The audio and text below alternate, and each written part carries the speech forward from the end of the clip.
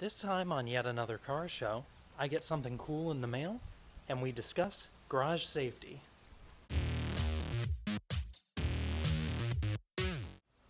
My stickers finally came.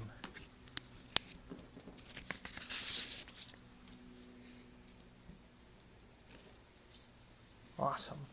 Green and silver, one for each car, and he sent me a bonus copper, so thank you, Philly B. Don't ask any questions. Go over to phillybhatesme.com, get some stickers, give the man a couple dollars for stamps and envelopes, and enjoy your vinyl. That copper one's going right on the sign. Come on, vinyl. It's kind of awkward peeling a sticker when you've got a camera in one hand and need two to peel the sticker.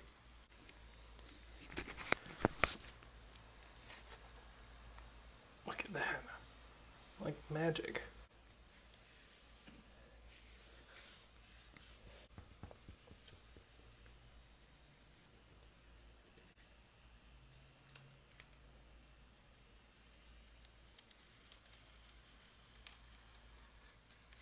Perfect.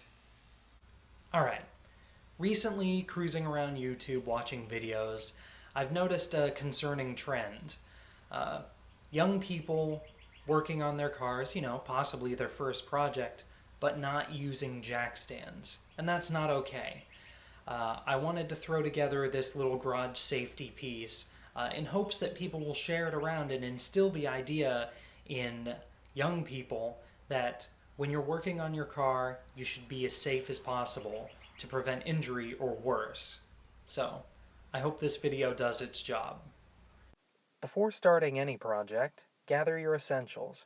You're going to need a jack in hydraulic or scissor configuration, some jack stands, and a wheel chock for additional safety. With those items gathered, we can now jack up the car. You want to begin by determining the best location for your jack stands. A good bet for most cars is at either end of the pinch weld, which is located underneath the rocker panel. With that figured out, grab your jack and jack stands and line them up with the locations in which you're going to place them. From there, you can jack the car up to a height that will allow you to crawl underneath and get the job done. Position a jack stand at each end of the pinch weld and be sure that each one is locked into place before gently lowering the full weight of the vehicle down onto them.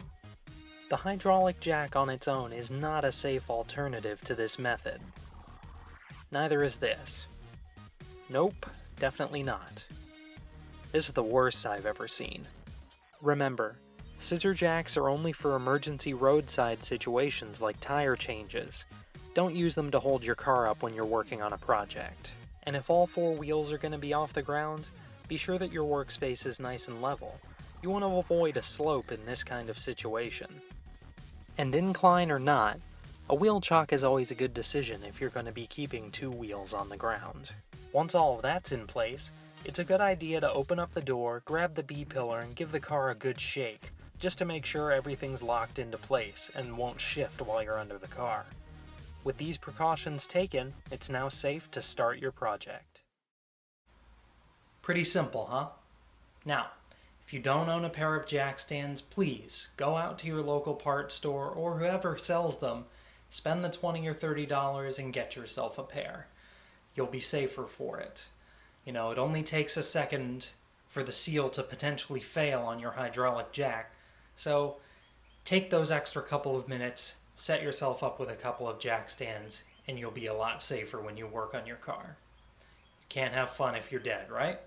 So, that concludes this episode of Yet Another Car Show. I hope you enjoyed this PSA, and I hope it was informative and will help people to be safer when they're working on their projects. Thank you for watching, and I'll see you guys in a future episode.